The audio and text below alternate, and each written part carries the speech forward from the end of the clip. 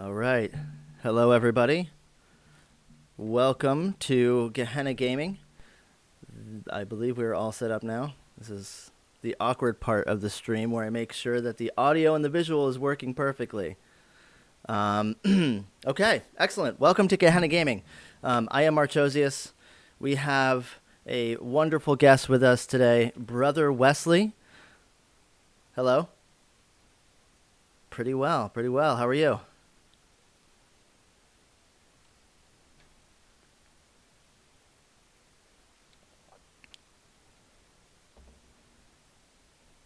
Well, I'm very excited for your channel. Before we get into it, let's promote your channel. Where are you streaming and when?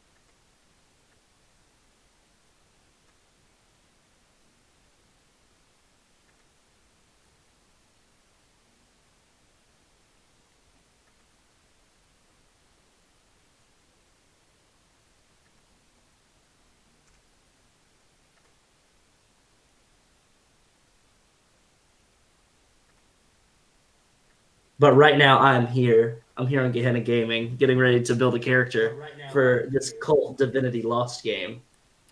Yeah, so if you want to follow him and see him stream later, you can do that. But here now today, we are talking about KULT Divinity Lost. This is the I believe it's the session 0.3 of our ongoing session 0 for Good Intentions.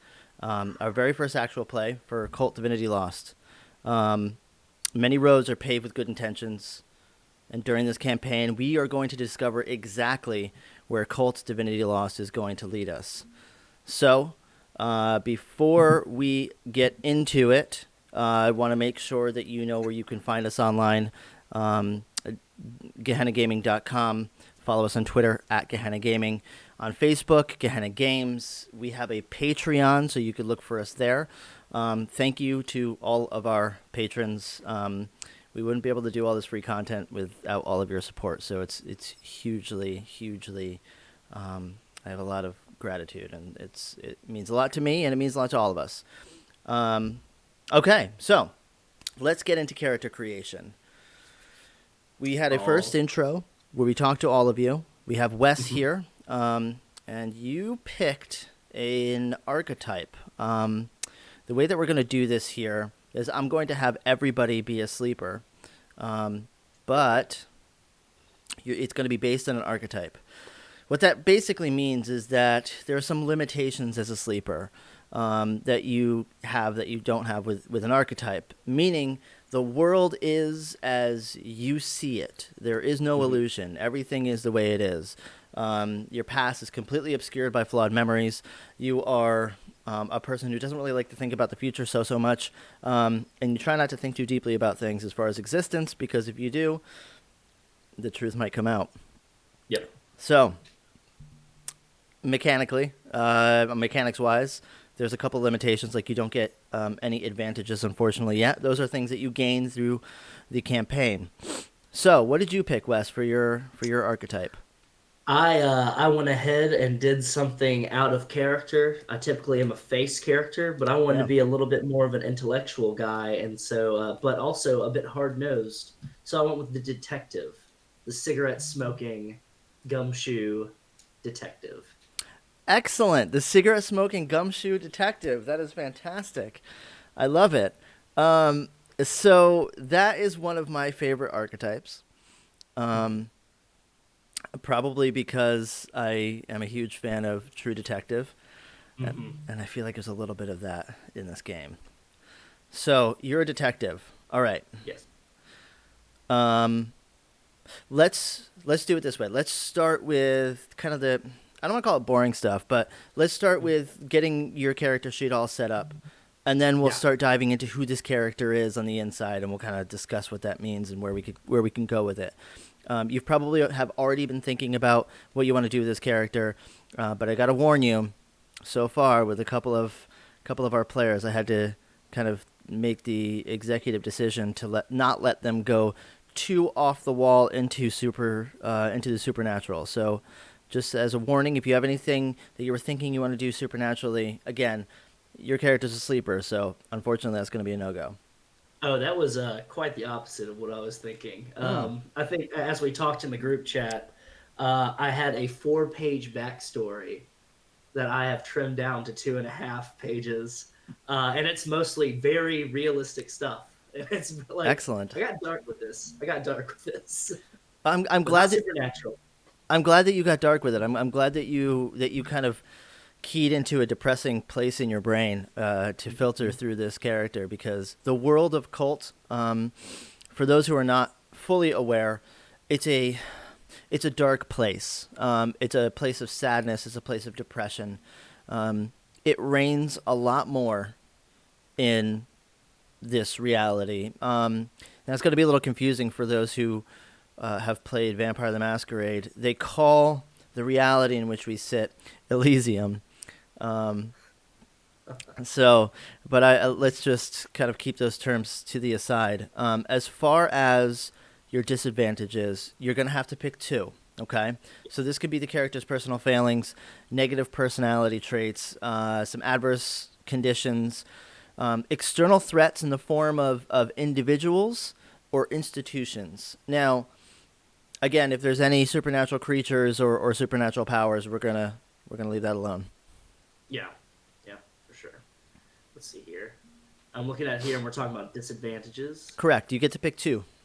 2, okay. And I see they have the suggested ones. I'm going to stick with the suggested ones. Good idea. Here. And those listing off right here in the archetype in the player guide here is a drug addict, infirm, nightmares, repressed memories, and stalker. So I was kind of tooling around. I looked over all of those, and all of them are pretty rad. Yeah. And all of them do kind of fit into what I was thinking about my character here. But I'm going to go with because I decided to make him a vice squad detective, 2nd grade. Yep. I'm going to go with drug addict as my first one. Excellent. So, I'm so glad that you're going with drug addict. Yeah, and that's specifically cocaine. Well, it's the 80s. It is 1986, yeah. Yeah, so, and this takes place in New York in the 80s, so he's probably very familiar with the crack scene, the oncoming threat of a flood of crack cocaine in the streets. But then, of course, I'm sure he probably understands that he can go to Studio 54 or CBGB's and get some of that 1980s nose candy. Score immediately. So easy. Yes. Like it's nothing. Like it's nothing. I love it. And so is he... Okay, so drug addict. All right, I like it. And I like that you have a specific drug that he's addicted to. It's not just drugs in general. He's not experimenting with everything. He's got one very particular drug. Yeah, he would never mess around with like hash or anything like that, like what the kids are doing. Right. Like that. Like he's a professional. Yes. Yeah. Gotta stay good on the job. Uh-oh. I've got a cat problem. Hey, it's a kitty. There we go. It's a kitty. We here at Gehenna Gaming are very kitty friendly.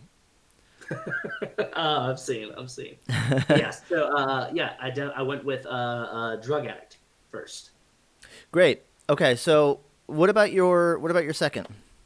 So my second one is and we'll get as we talk about the character here, and it's something that I kind of want to experiment with because it's something that I see in a lot of like neo noir or like period noir. Yeah. It's like of certain eras where the detective was a former soldier. Ooh. And so my character served in Vietnam for a little bit. He wasn't in there too long, and he didn't see anything too crazy, but there's some stuff that sticks with him. And so I went with nightmares as the second one. I gotta say, man, I think that's fantastic because there's a connection point between that. First of all, you have the PTSD situation dealing with the stress of being in a pretty awful war, and then having your drug addiction that is specifically in upper and has a rumor of keeping people awake for long periods of time. Yep. I almost feel like maybe those two things might be a little connected. Oh yes. Oh yes. And perhaps maybe his nightmares keep him awake, so during the day he has to have something that gives him a bit more of an edge. That's actually what I was thinking. Like when I made those connections together, I was like, he suffers. He doesn't want to get to sleep because he deals with nightmares, so he doesn't get enough sleep. But he has a job where he has to be awake and constantly on edge all the time. So he needs to take something to help compensate for that, so that they just kind of marry together perfectly. Yeah, it's a match made in hell, so to speak. That's wonderful. So having first of all, the nightmares will allow me to kind of play with some interesting scenes, and I like that idea. I like the idea of having this kind of nightmare scape that we can maybe perhaps explore a little bit. Is it now? Given the chaos of being someone who's surviving PTSD and war in particular from Vietnam, not exactly reoccurring, right? Like are these dreams pretty chaotic? Yes, yeah, they're pretty. It's like for like one night he might like just have like a normal everyday dream where he's like sees everything in Yellow Submarine cartoon style Yeah. and everything like that.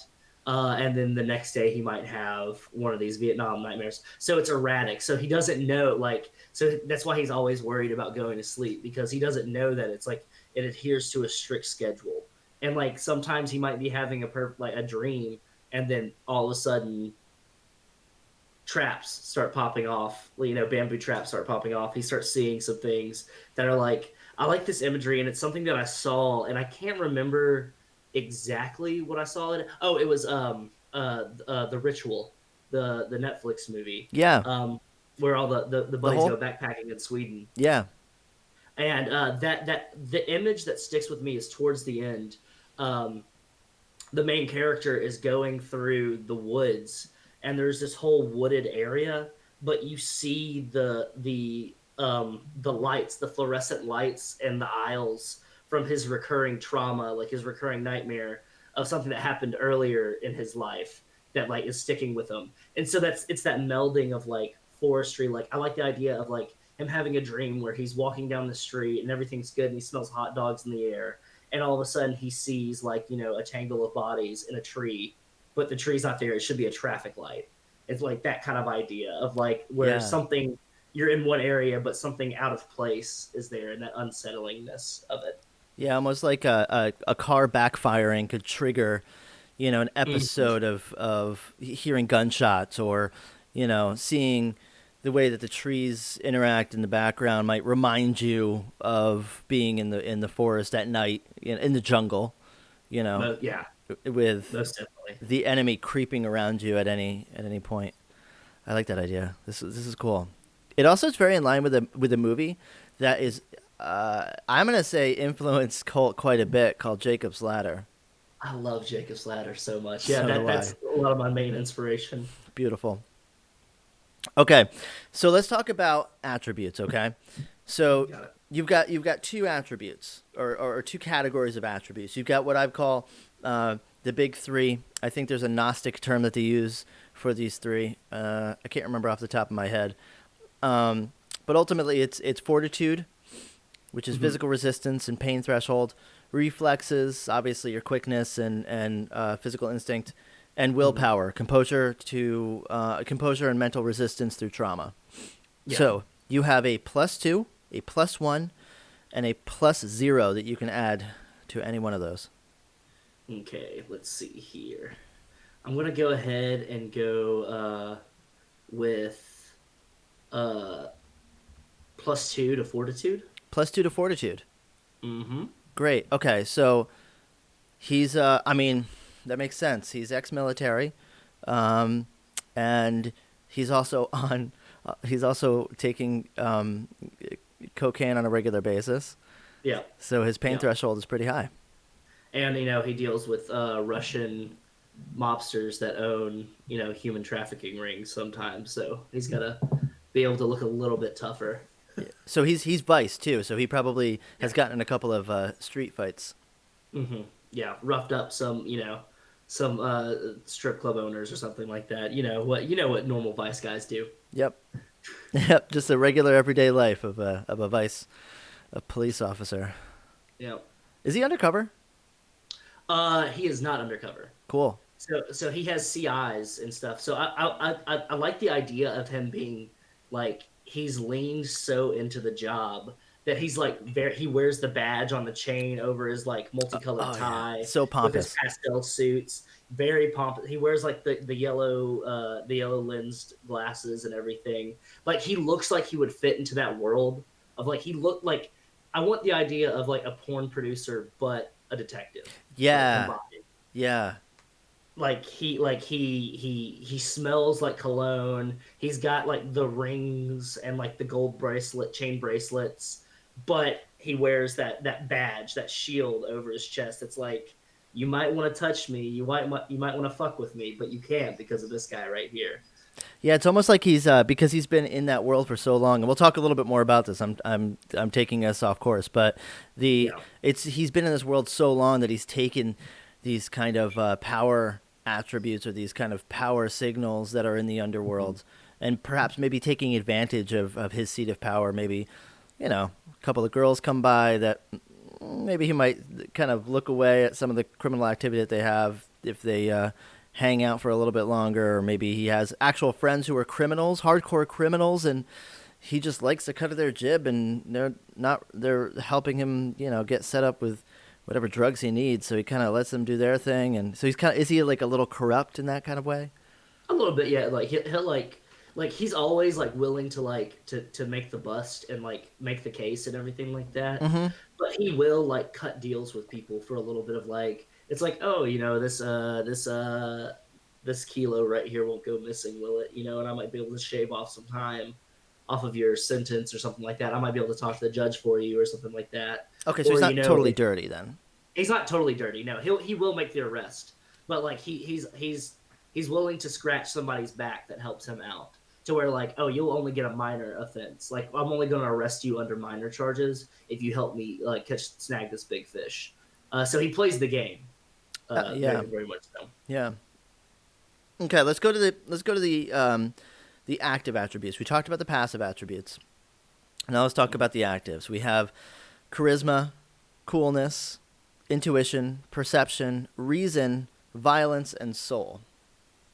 So you have a couple of modifiers. It's a +3, +2, +1, +1, +0, -1, and -2 that you can apply to each one of those.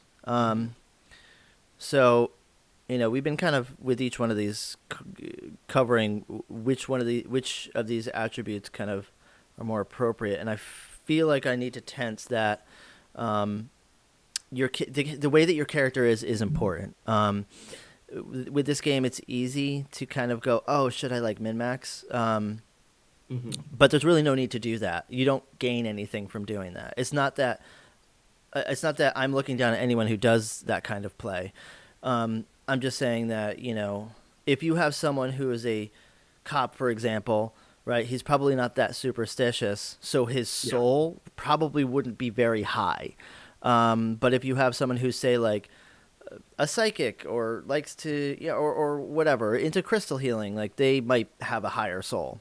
So the story matters. The character personality is a really big part of this. Yeah, yeah, for sure. So I've been looking over those as well, and I think I'm definitely gonna go with my +2. His +2 is gonna be in intuition. All right. Being able to read a person. Yep. Now that's important as him as a detective. Now, what about his +3, his highest? Oh shoot! Yeah, I did forget about the +3. That's okay. The +3 is actually going to go into violence. Awesome.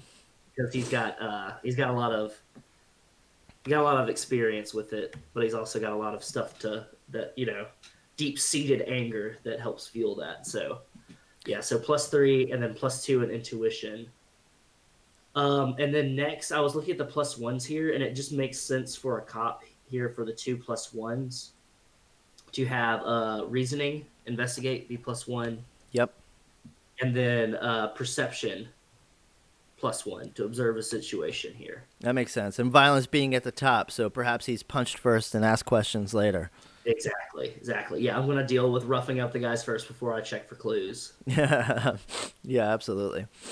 And then I am going to go with coolness, act under pressure, because he's not always able to keep his cool too much.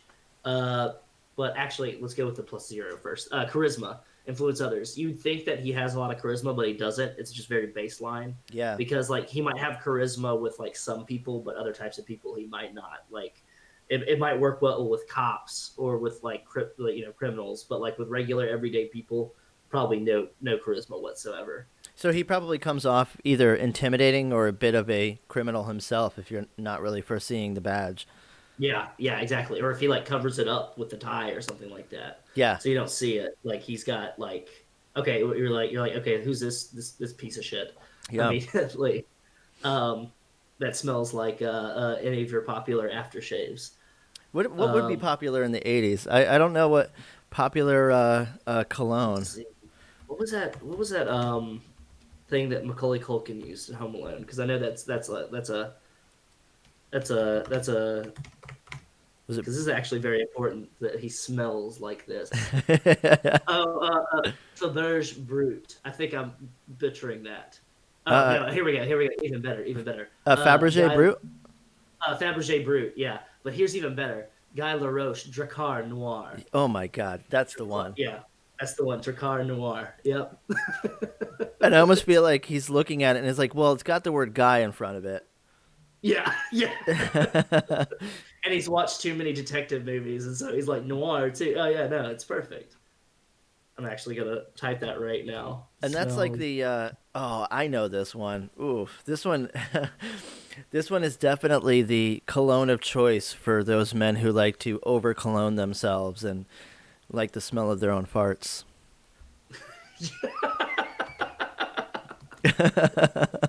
Perfect. You got me. Okay, so now we have I believe we have your -1 and your -2 left. What's at the bottom? What's at the very, very bottom? The very bottom is going to be soul. See through the illusion. Yep.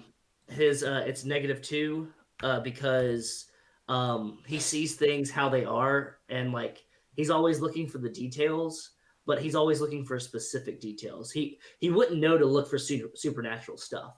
Yeah. Like he's seen scary movies before, but he's like, that's just stuff in the movies.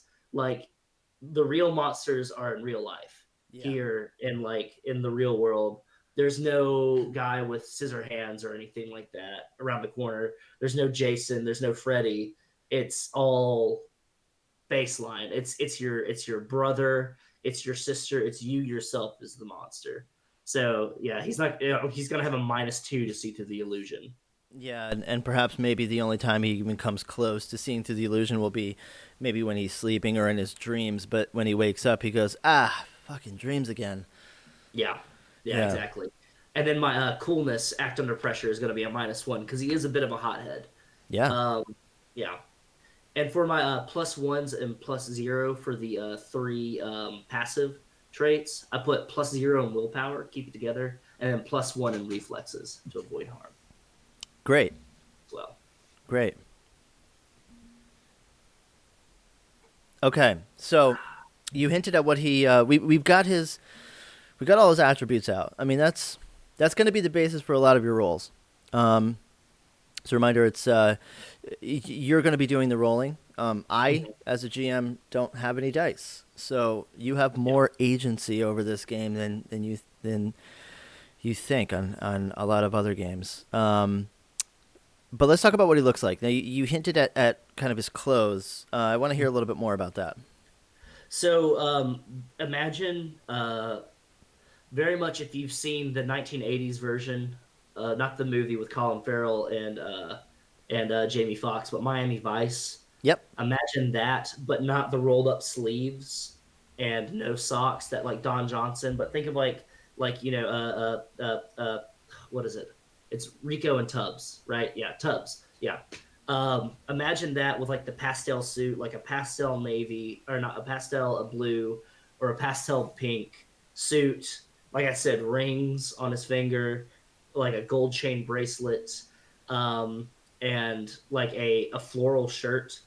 Yeah. Sometimes a tie, sometimes a tie, depends. But the sleeves aren't rolled up.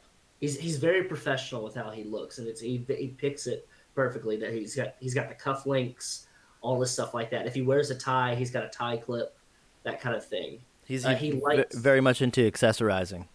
yes, very much. Like accessories are important because he grew up in and this is something that's like we'll get into further in the game, and like also when I send you in the backstory and everything like that. He grew up from a poor family, so like when he finally got this job and he started working along with his people, he realized that image is everything.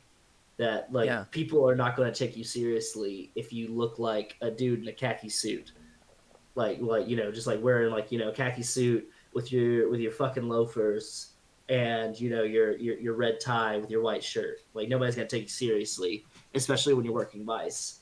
And so that's why he like kind of dresses like that, and he's very like with the times of fashion.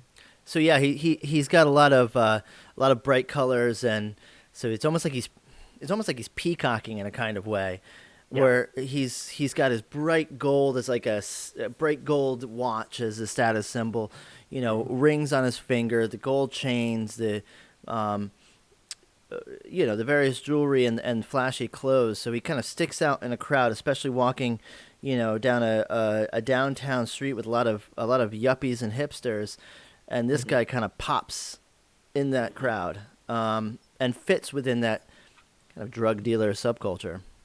Yeah, and he's also another accessory that he has, and I'll be wearing them on stream when we dress in character because I know we're talking about dressing in character. Is he wears the aviator style glasses Yeah. that like he probably used to wear aviator style sunglasses, but now they're prescription glasses because he's getting older. He's pushing 50, so he's got like it's the yellow lensed like helps you see at nighttime with like all the glare of like neon lights and stuff like that. Those kind of like glasses, and he's got a mustache, receding hairline, and I, like when I thought receding hairline, I thought like Phil Collins in the 1980s receding yeah. hairline. He's got a bit of a mullet, but it's like you Yeah, know where they kind of let it's almost there was a certain amount of pride in the receding hairline that the men in the '80s had. As a man who's losing his hair himself, I admire that. But I for also sure. like the idea that you have these glasses that are like yellow and flashy and cool, and from the outside it looks like, oh, look at this cool guy's sunglasses, but really they're helping him see. Yeah. So it's almost there's a weakness there, right? Mhm. And a Yep. vulnerability. I like that idea. Um, okay, so as far as like the look on his face or his facial expressions, is he kind of like a serious guy, or is he kind of more of like a happy-go-lucky kind of approachable type of person? So that's the thing is like when he's in the police department, when he's in the precinct and stuff like that, he's very like stern. Like he's got a mustache, so it's like very like the upset walrus kind of mustache, like when you see him. But when he goes to deal with like perps and everything, and he's dealing with like criminals, and he's dealing like with his buds that are on the force and stuff like that, he's happy. He's jovial. He's almost like the guy that he was in college before he went to Vietnam. Was that like he was like it's he only feels at himself when he's in these situations with these people. And that's another thing that I took a note of is that like he even carries that through when he's beating up a perp.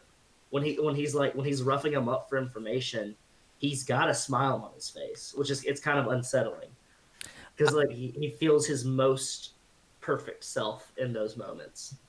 I almost it almost sounds like it almost sounds like he likes the people that are in the underground, that are in the criminal underground, than he does the people at the precinct. Like his actual colleagues, he gets along with less than the criminals that he's putting in jail. Yep. Yep. I can almost see him also like even having like a purple cuffed up and kind of standing next to his car, like, them cracking jokes with each other, Yeah. as if they're a couple of buds hanging out, but this guy's going to jail for the fifth time. Yeah, and like him putting a cigarette in the guy's mouth, lighting it for him, cutting a joke with him while the guy is handcuffed behind his back, like getting ready to get out of the car. And he's like, yeah, don't worry about it, bud. You'll be fine. It's You'll be fine. cool.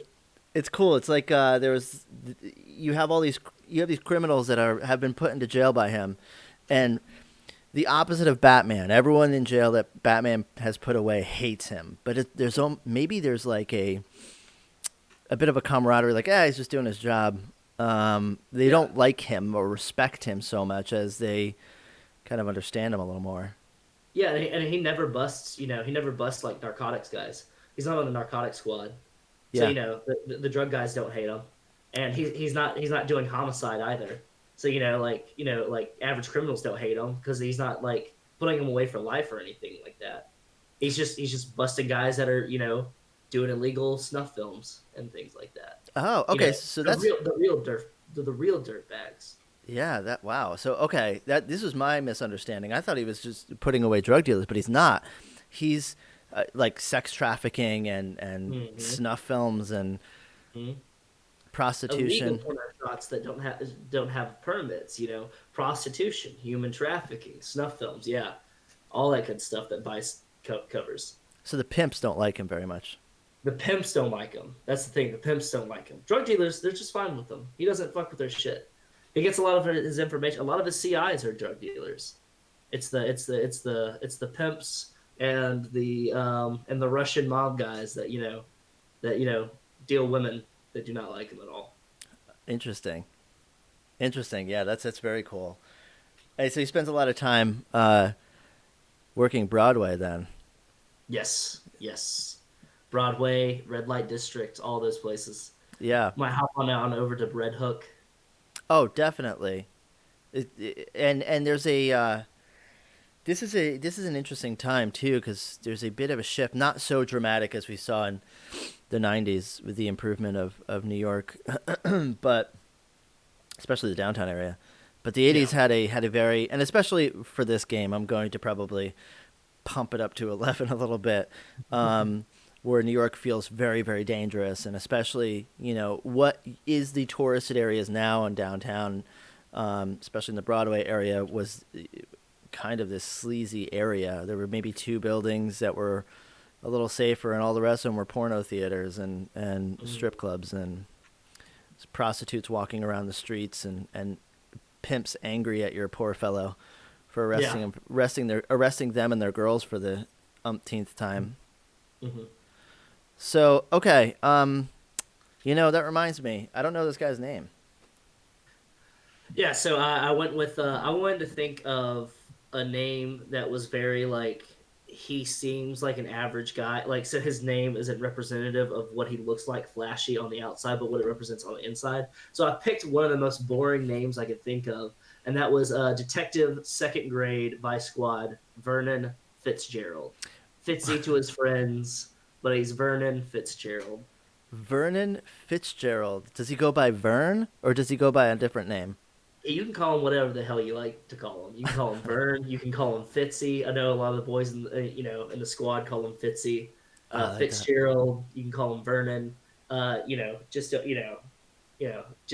put some respect in your mouth when you say it. Does he? Speaking of putting respect on his name, does he like when he's called Fitzy by the boys in the precinct? Oh yeah. Oh yeah. So Nicknames are important. Nicknames are important, and nicknames are even more important because nicknames are it establishes camaraderie. you know, what do the criminals call him? They probably call him Vern. That's very cool. Like, there's like a juxtaposition between the boys in his precinct calling him Fitzy, right? Which is like this Yeah. funny, familiar, kind of brotherly kind of name, but also has a little bit of there's a tiny bit of a dig to it too. Mm-hmm. Whereas these guys on the streets that are some of them probably hardcore criminals, Maybe put. Do you think that maybe they put a little more respect on his name by calling him Vern? And it's one of those things, and it's that thought process of like when he's at work and everything, his very like his formal title is Detective Fitzgerald, second grade vice squad. So his work buddies know him as Detective Fitzgerald. So they call him Fitzy. But the guys on the street, he's probably like, oh, just call me Vernon. And they're like, oh, okay, what's up, Vern? Mm. So they know him more on a first name basis than the people that he works beside. So it's one of those things. It kind of attributes a little bit more to his own kind of like personality. The fact that he gets along better with these criminals than he does his own boys. Yeah, and perhaps maybe those criminals on a first name basis might even know a little more personal information about him. Exactly. Yeah. Cool. All right. So Vern or Fitzy, Vernon Fitzgerald, Detective Vernon Fitzgerald. There was a title. There was a military title you gave him, and I completely forgot it. Can you say that one more time? Oh yeah, yeah. It's the so he's a former corporal, but he's a Detective Vernon Fitzgerald, second grade vice squad. So like with detectives, they have different like within like the police like hierarchy, they have different ranks, and then detectives have their own ranks. So I believe it's detective first grade, and then detective second grade. You have a little bit more tenure, and then you go to like lieutenant after that as a detective, and then like with like normal police officers, you have officer, and then you have sergeant, and goes up to like desk sergeant, then lieutenant, then chief, I believe, after that. Captain, then chief. Yeah.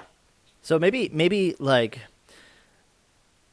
and I like the idea of him being second grade, right? And almost lieutenant. Maybe his superiors are pushing him to go to lieutenant. He's kind of resistant. No, no, no, it's fine. I like being in the shit.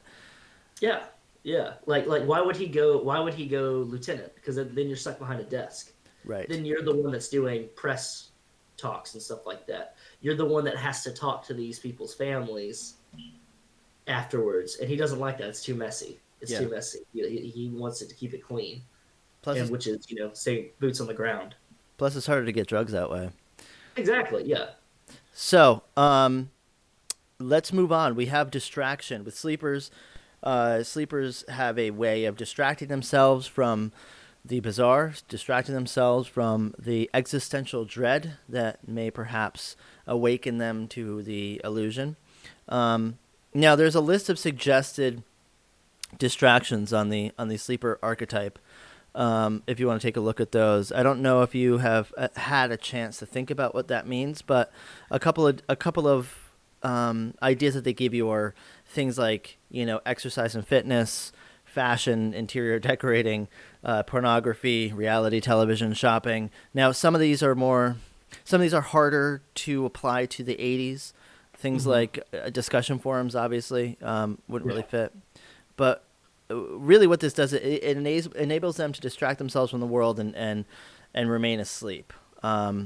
So when you engage in a particular distraction for several hours, you recover +1 stability. And there's opportunities for you to lose stability, and that'll help you kind of right yourself a little bit. So what would that be for old Fitzy over here? So the easy answer would be for him to take drugs, but I don't want to have that be tied to his distraction. Thank More you. so, it's something that's like keeping him awake. Yeah, thank you. That's a I good want, idea. I want it to be something a little bit more baseline, something because I want him to be more well-rounded as a character, to Yeah. have something like that. And I think I like the idea of him like when he gets to his apartment and everything. Like he takes off the suit, he takes off the rings, he takes off the chains, he takes off the badge and everything like that. And there's just this kind of schlubby guy that like still has muscle, but he's a little schlubby, standing there in like his pants and like maybe a wife beater, and he like just goes, grabs a beer from the fridge, sits down on the couch, and he watches television. Yeah. And And TV. he doesn't he doesn't watch news. He stays away from news. He stays away from all that because he gets plenty of it at the department, and like talking with people on the street. And he doesn't watch crime dramas or anything like that. He watches something like family sitcoms, or something along the lines of like, and he won't watch MASH or anything like that, but he watches like Cheers or something like that. Like just something where it's just like good, wholesome, red-blooded American TV. Yeah, things like it's so cool because it's not like he doesn't want to be connected to reality, right? So he Mm-hmm. doesn't want to watch the news because it's too real, and he might see stories about some of the cases that he's working on, and he doesn't want to Yeah, watch anything that's related to like military because for obvious reasons it'll yeah. probably trigger some of his PTSD. But Golden Girls, on the other hand, is a very safe bet, and it's kind of mindless, kind of funny. Yeah. I personally like Golden Girls. I'm looking at a book right now that's the story of Golden Girls right now on my bookshelf. You are a student of Golden Girls? I am a student of Golden Girls. Yes, I respect yes. that very much, sir. But things like Alf, I think Cosby Show was on around this time, Growing Pains, Silver Spoons. I mean, you can go down the list. There's a whole bunch of them. Whatever's on TV. That's Whatever's on TV. 80s is the glory days of awful sitcoms. Yep, yep, exactly. All right, so there it is. So cool, and I like the idea that he kind of sheds his defenses and his skin to sit down at a couch and watch some TV to zone out. Okay, so where are they from? We're in New York. It's got to be Manhattan. It's got to be Manhattan. Yeah, and all the way from uptown to downtown, between Harlem and the financial district, wherever you want. Okay, let's see here. Let me go ahead. That's something that I actually didn't think of too much, but let me go ahead and see here real quick. While you're So looking, definitely, sorry, yeah. let me just give you a couple suggestions. Mhm. Think about what he kind of specifically what he's doing and where he's doing it, right? Yeah. Also his station in life. You know, I'm not expecting you to understand everything about what the economic structure of New York was in the 80s, but you know, he probably wouldn't live nearest to the financial district. He would probably live somewhere, I would say, maybe higher streets, kind of uptown. Yeah. Maybe even, oh gosh, maybe even if it's closer to Broadway, it's easier for him to get there. But if it's nearest to Harlem, it's a little cheaper. I'd definitely say Upper Manhattan. He wouldn't be Lower Manhattan Yeah. because that's closer to like Financial District and Battery Park and all that stuff like that. I would definitely say probably maybe even closer to Midtown. So yeah, almost like there's like a Hell's Kitchen area that's really Yeah. in the 80s is very interesting too. Um, Yeah, let's go. Yeah, let's go. He lives in Hell's Kitchen, cool. and then he just takes the train to 42nd Street, Yep. Broadway. Great.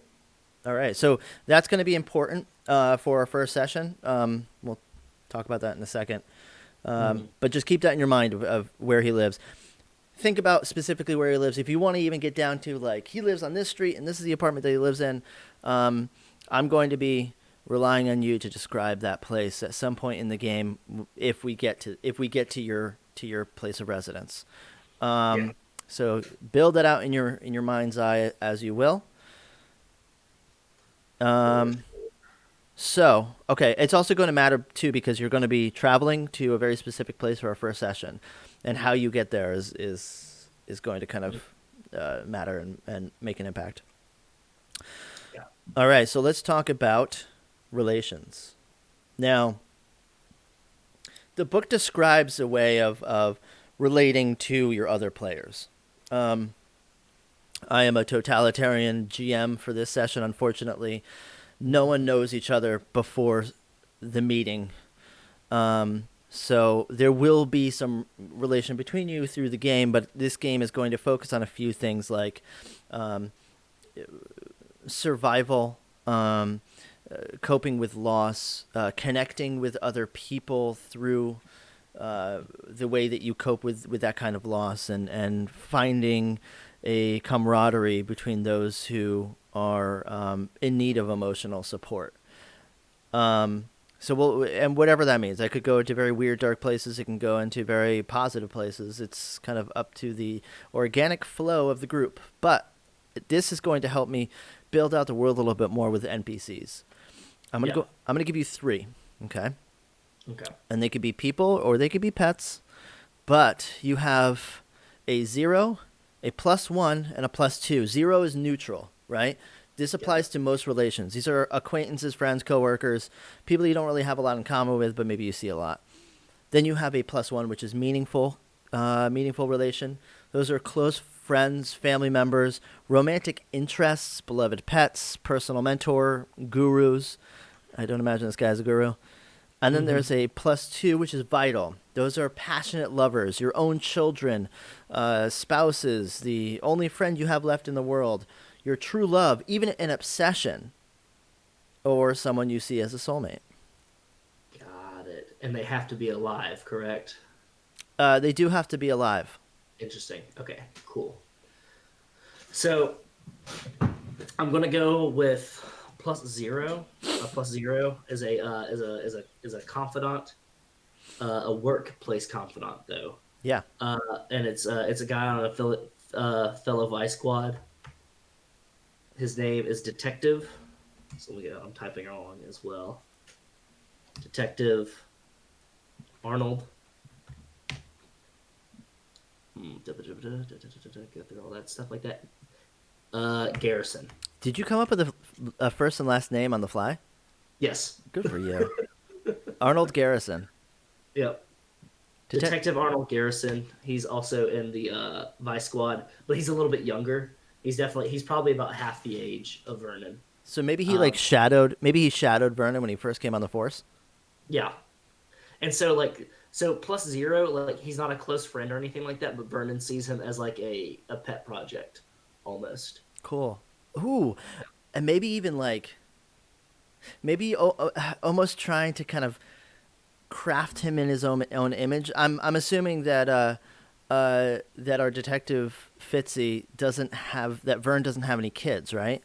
Nope. So maybe through this kid, he's almost kind of like giving him his wisdom and you shouldn't wear that. You should wear this. Get yourself a nice watch, that kind of stuff. Yeah. He's like, don't what are you doing with a leather band? Yeah. Like gold. Yeah, I wear gold, but gold's my color. You need to go with silver. Silver's more your color. Don't wear my color. Don't wear my color. My color's gold. Pick your own color. Just so he himself is the guru to this kid, but he keeps him at arm's length though. So the kid doesn't necessarily see him as a guru, but just kind of sees him as a dude who maybe helps him a little bit. He's like, I wouldn't be here if it wasn't for him, but he's also a little bit of a bully to me. Yeah, it reminds me a lot. I did culinary for 10 years. I was in the service industry. And it reminds me a lot of those guys that's like, he's not your chef and he's not your sous chef, but he's one of the guys that's on the line, Fitzy is to this guy. Like, he's the guy that's on the line that's like cooking alongside you. That's like, hey, you're fucking that up. He's like, you need to do better on that, or you're over temping that steak right there. Yeah. Like, who helps you out, but he's not like your best pal. Like, he'll have a beer with you afterwards, but he's not going to be like, hey, come on over and meet the family or anything like that. Like, your co-worker, like, friends, almost like a mentor. Like I'm going to try to keep you from getting fired. I'm going to keep you from getting killed. I'm going to keep you from making sure that people take you serious. I'm going to make sure that people take you seriously, because if you don't, then my ass is on the line. I'm doing it in my own self-interest. So that takes a little bit of tough love. Definitely. Cool. I like this. I like this kid too. He's maybe he's smart. Maybe too smart for his own good. Maybe a little more weaker or sensitive. But is kind of taking this kind of guidance like a duck to water a little bit. Yes. Yeah. So unfortunately for our friend, what is his name again? His name is Arnold Garrison. So maybe one day Arnold Garrison will end up being Detective Fitzgerald in the future. That would be awful for him. Yep. Or great, depending on how he likes it. I don't know. We'll see. Yeah, you might like it. Okay, your meaningful connection, close friend, family member, etc., beloved pet. So this is Ma. This is mom. This is so his father died previously, and his father was always the softer one of the two parents who took a softer touch. And Beatrice Fitzgerald, Ma, is his plus one connection because he was never as close to her as he was his father. But his mother is the closest thing that he has to his father that's still living. Yeah. So Um, B is Ma. B, yep, Beatrice. Ma. He calls Ma. Beatrice, Ma, yeah, Yeah. And then so he like stops by, gives her money every once in a yeah, while. exactly. Yeah. Like goes over and does like you know, like he does some stuff around, waters her plants for her, and she always like yells at him and like gives him shit, but he takes it. He's like, yeah, of course, you can talk. Only you can talk to me that way So yeah, because you're my mom. she gives the tough love that Hmm. he knows so well. Yeah, exactly. Because like after it is like especially in like he didn't like her, he didn't spend time with her or anything like that until like mostly until father died, and then he was like okay, yeah, I've gotta be there for her because she's got nobody else because she's chased everybody else out of her life.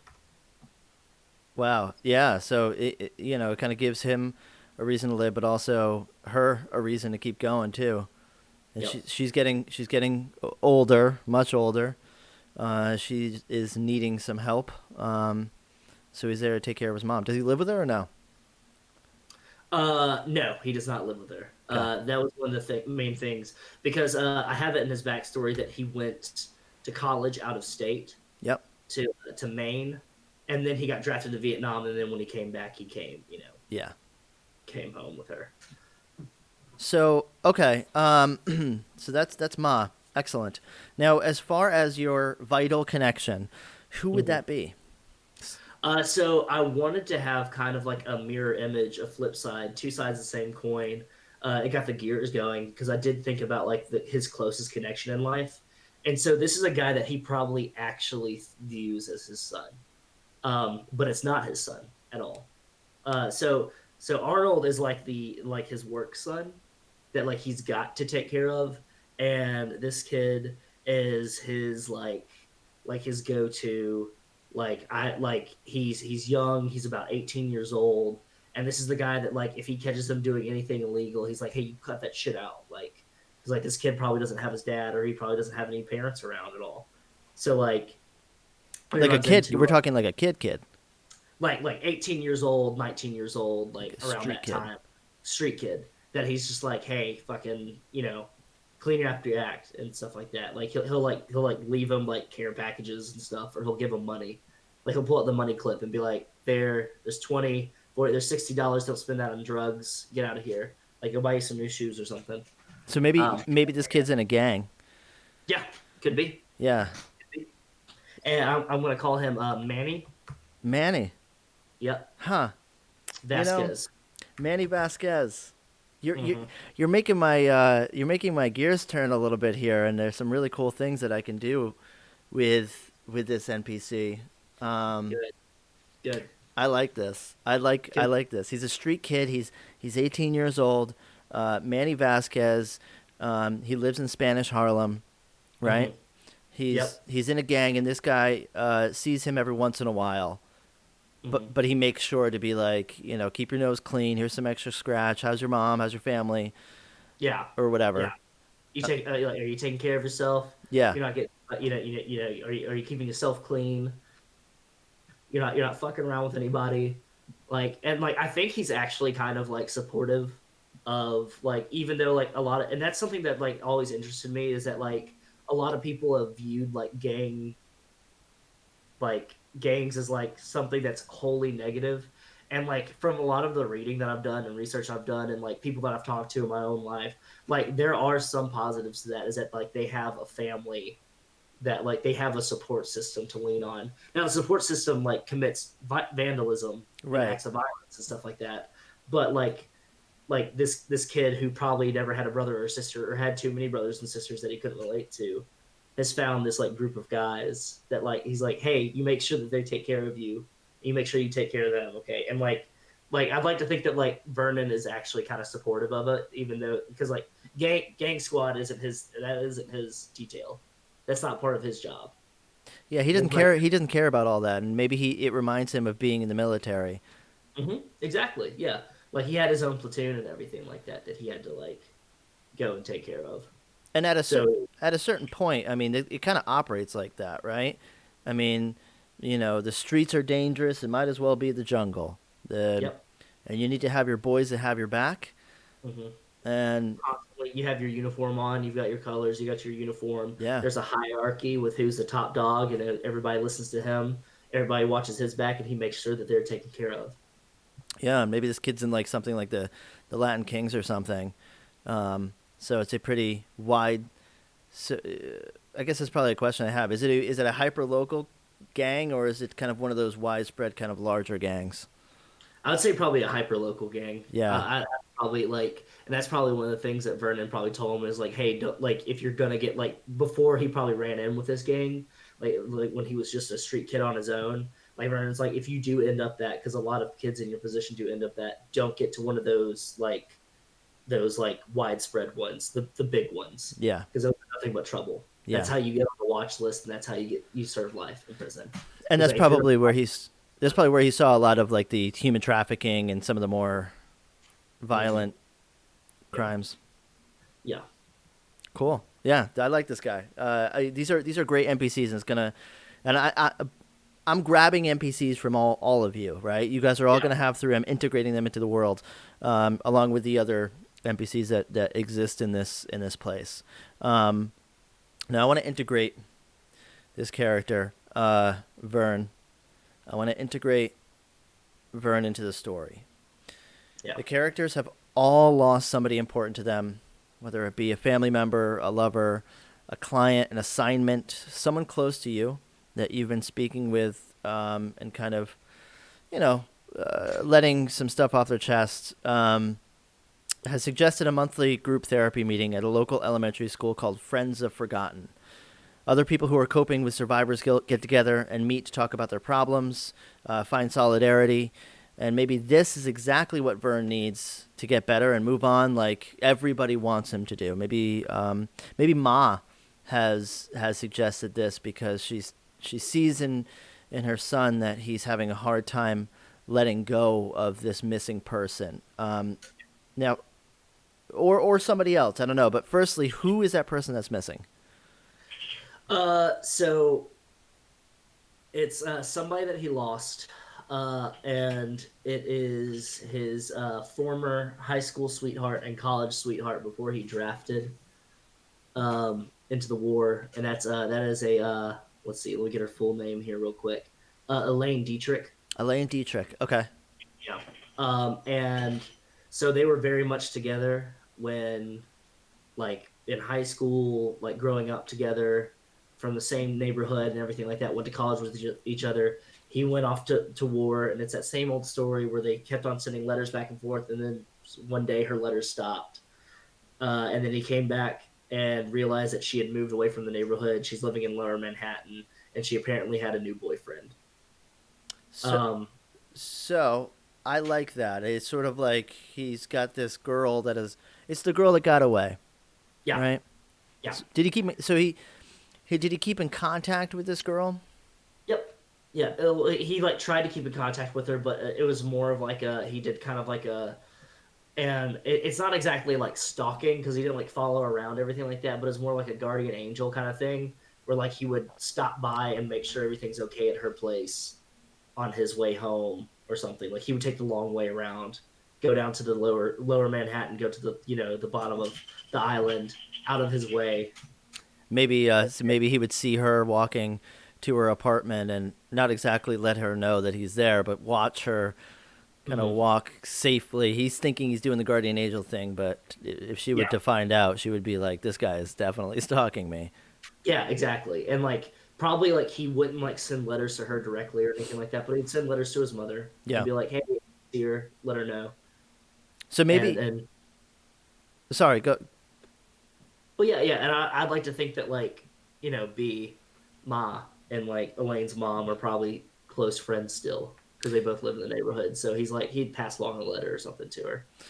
So there's a she's friends with her mom. Ma is friends with this girl's mom. Mm-hmm. You know, there is something that is to be said about him knowing her patterns. He's a cop, so this is kind of part of what he does. So he recognizes her patterns. He knows what time she gets out of work, time she goes to work, days that she typically goes out, days where she stays in. Even when she stays in, he probably knows the window that will shine the light at night when she's hanging out watching TV herself. Probably would know boyfriend activity, that kind of stuff. Yeah. For this story, suddenly, she stopped going out on the days that she normally does. Maybe she got another job because the way that she would come home, she was no longer walking that way. And in fact, on the Sunday nights when she would sit at home, turning on the window in her bedroom, turning on the light in her bedroom to watch some news or television show, she stopped doing that. In fact, the trace of her has gone cold. She has all intents and purposes just disappeared. Yeah. He's talked to Ma about it, and maybe she moved away. I don't know. Her mother didn't really say anything about it. The letters that you're sending to her mom, if sending directly, are getting returned to sender. Yep. And all of your contacts, all of Vern's contacts in the police force have basically refused any missing person report that Vern has tried to file. Yep. Because, hey, man, get over it. It's your ex-girlfriend, dude. She might have moved out of the city. Who knows where she is? Who cares? Yeah, you're not dating her. You're not married to her. Nothing like that. Like, why would you worry? She's your ex. Why would you worry? She's your ex. Yeah. Maybe even the boyfriend, her boyfriend, Vern has kind of talked to and try to figure out where the hell she went, right? Yep. And even he has no idea. Yeah, and I kind of like to imagine that conversation has like, it started off as like I'm just checking up on things. I'm a police officer and stuff like that, and then slowly kind of being like trying to get like sizing up the guy and everything like that, being like, did you do this? Yeah. Or, like, was it you? Like maybe like never like really telling him. It's like, oh yeah, no, I'm her ex and stuff like that. Just like she was a person of interest and we're trying to find her, everything like that. Yeah, but there's no evidence of any kind of. At first, maybe it started as this guy killed her. I know it. Yeah. But then after a period of time and bullying this guy, maybe breaking into the house, find that this guy still has all of her belongings are essentially gone. All trace of her existing in this apartment are gone. And there doesn't seem to be any funny business. In fact, there was a little bit of a mourning period that the boyfriend took, mourning his girlfriend dumping him, essentially. And then after a few months, got a new girlfriend, maybe even moved to a new apartment. So even the mom kind of, hey, yeah, people move away. She's older, so maybe she's kind of losing it a little bit. Maybe she's got some early onset dementia, so she's in like a care facility. So even she's literally forgetting that her daughter exists. Yeah. Right? How do you feel about that? That actually kind of like gripped me a little bit. When you're like, even her mom is probably like early onset dementia, and I was like, jeez, it's like she didn't exist at all. Yeah. Yeah. Crazy. So and that's news that he would hear from like Ma. It would also explain the return to sender letters too. Yeah. Because she's not even at. It's another family living where she used to live. She's now at a nursing home or something, and Ma's like, yeah, I've checked in on her, and this happens with people our age. It's very sad. That it kind happens of thing. when this thing happens. Yeah. And so, Okay. so Ma wants to. So Ma is the person that has convinced him to go to this meeting, right? Is that? Yes. Yeah. Definitely. She's like, you need to get over her. She's just a girl. I'm sure she's fine. Go to this meeting. They'll help you out. They helped me. She probably even went after her, like, dad died. Yeah. Like, Ooh, yeah. like, yeah, they helped me. Look, I'm doing just fine. As she like smokes a cigarette and ashes it into like a metal coffee mug. I She's like, I'm doing just fine. I kind of see. Have you ever? Oh gosh, what was that movie with the everyone's addicted to drugs and there's a sad old woman that gets addicted to like speed or something, and she's kind of losing her mind throughout the film. Requiem for a Dream. No, that's not Requiem Yes, for that's a the Dream. one. It's Requiem for a Dream. Yeah, Yeah, I kind of yeah, see her as like the first part of that movie, that lady with her friends, kind of. yeah, yeah. Very much so. Oh yeah, I love that. Let me go ahead and type that out a little Yeah, bit. that's cool. So yeah, so he's been convinced to go to this thing, and he's really only doing it because mom's making him, and he doesn't want to go, or Yeah, he doesn't want to let go, yeah. because again, he's the only one that's holding on to the memory of this girl. Everybody else is forgotten. Everyone else is forgotten. Great. Okay. Well, I think with that, I think we have a really good foundation. We have a great character. This guy is very interesting, and I'm excited to have him meet the rest of the players. Um, you have some homework. Yeah. You are so prepared, and I really appreciate that. But I want you to obviously flesh out that character sheet. I don't know if you're writing things down in your notes here, but put together a character sheet. Um, think about how Verna's going to be getting to the Friends of Forgotten meeting. Um, it's in Harlem, so he's got a bit Yeah. of a hike. He could walk there, but it's a long walk. So just think about that. And I think with that, I think that concludes our session character creation for Good Intentions, the KULT Divinity Lost actual play by Gehenna Gaming. Wes, next time we see you, you will have a different name under your little video box there. I'll look completely different too. Well, not completely different, but I'll look a little bit different too. So I'm excited excellent. for I'm that. excited. I'm very excited. Yeah, I'm, let's I'm dive in. I'm glad that you guys are getting dressed up. By the way, everyone, I didn't tell them to dress up for this. They just, as a group, said we're gonna dress up as our characters, which I'm so pumped about. Um, Yep.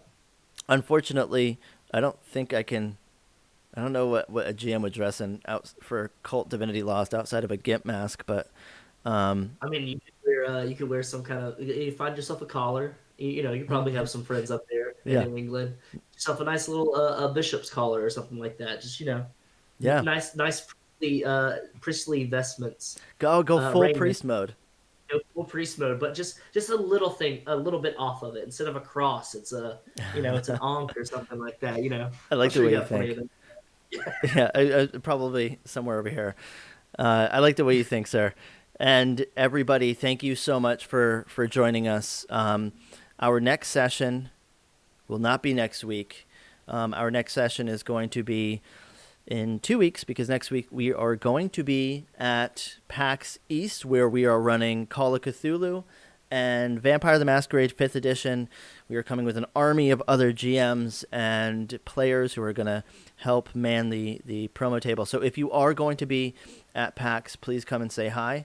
In the meantime, I will see you guys in 2 weeks, where we will do our next character creation session with our next player. Wes, thank you so much. Yeah. Good night, everybody. Good night, guys. Look forward to it.